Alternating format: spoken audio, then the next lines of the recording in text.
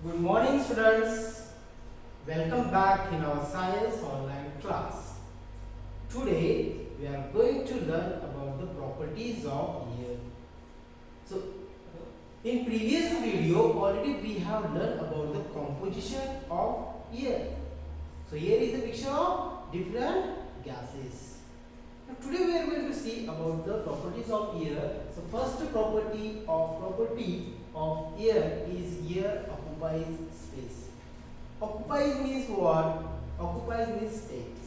Okay. So air takes space or air occupies space. So how we can prove that air occupies space?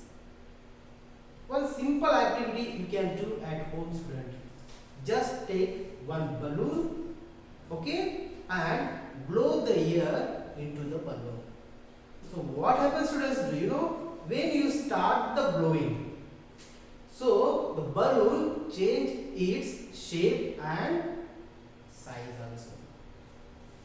So when we blow the air, actually blowing air, so that air goes inside the balloon, and due to that the shape of balloon changes, and it shows that the air occupies the space inside the balloon. And when you leave the air, or when you leave the mouth of balloon, so that air which is present inside the balloon, that air comes out with pressure, and again balloon change its size and shape. Okay, so this is one activity to understand that air occupies space. Second thing, when a rubber tube is filled with air. Do you know rubber tube? Yes, simple example. Bicycle, you know bicycle or whatever two-wheelers, three-wheelers or four-wheelers.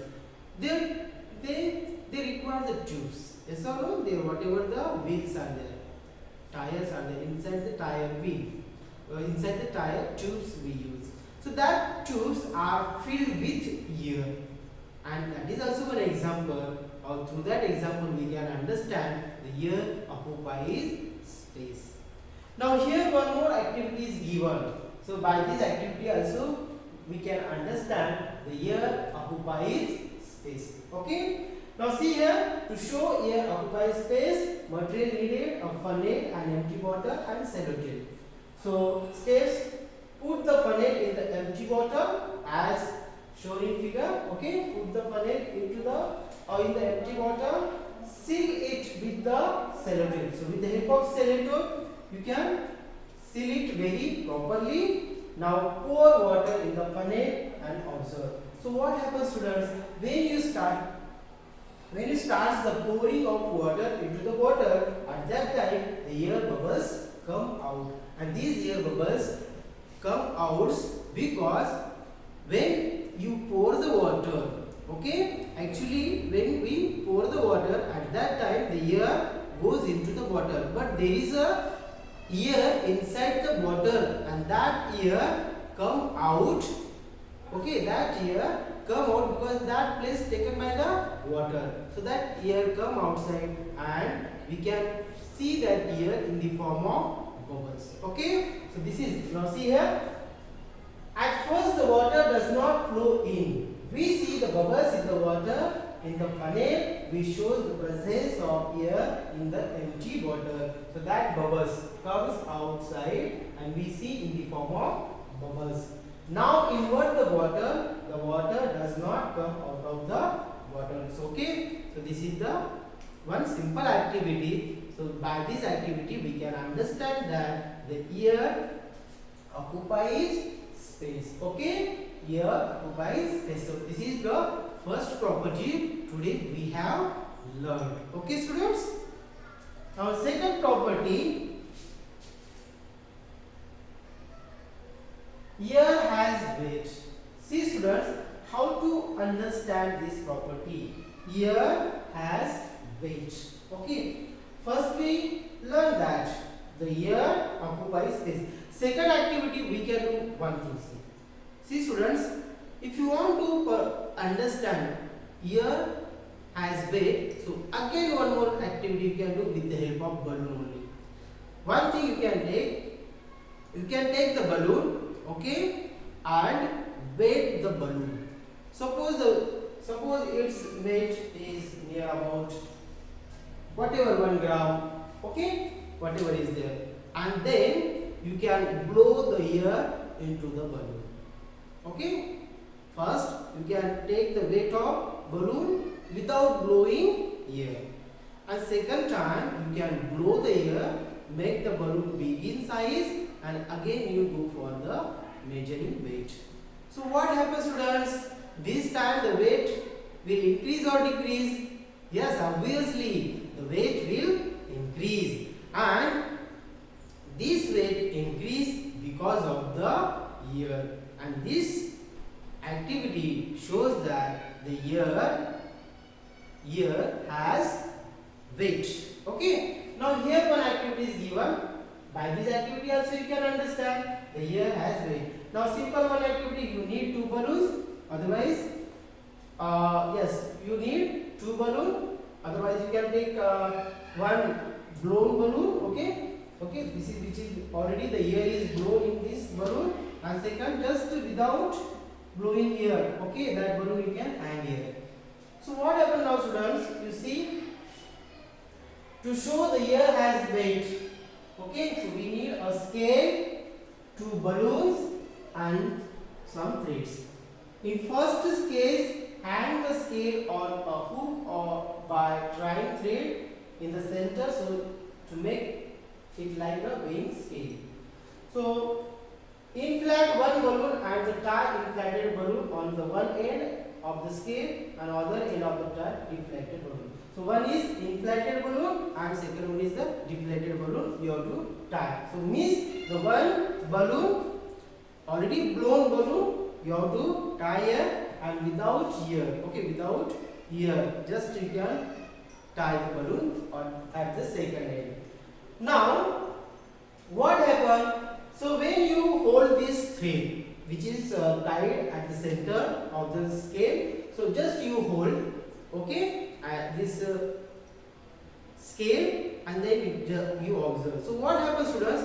The end which is tied to the, for example, this end of the scale will go down because this balloon has air, okay, and that air also has mass, okay, or that is called the weight. And due to that weight, this end of the scale goes down, and obviously this is light in weight, so it lifts up. Okay, so this is our observation. The scale on the inflated balloon side goes down. So this is inflated balloon goes down, and deflated balloon lifted up. Okay, it goes down, indicating that the air has weight. Okay, students.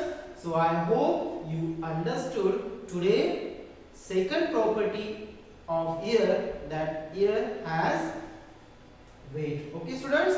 So remaining property, that is the third one property, the air exerts pressure. So that property we will see now. See, students, air exerts pressure. Now in this activity, how to understand the air exerts pressure? So here also one simple activity is there, you can do at home. You need one balloon and take one bowel and place the balloon, okay, place the balloon before blowing air, place the balloon in bowel. Suppose this is the bowel, and place the balloon in bowel and blow the air into the balloon.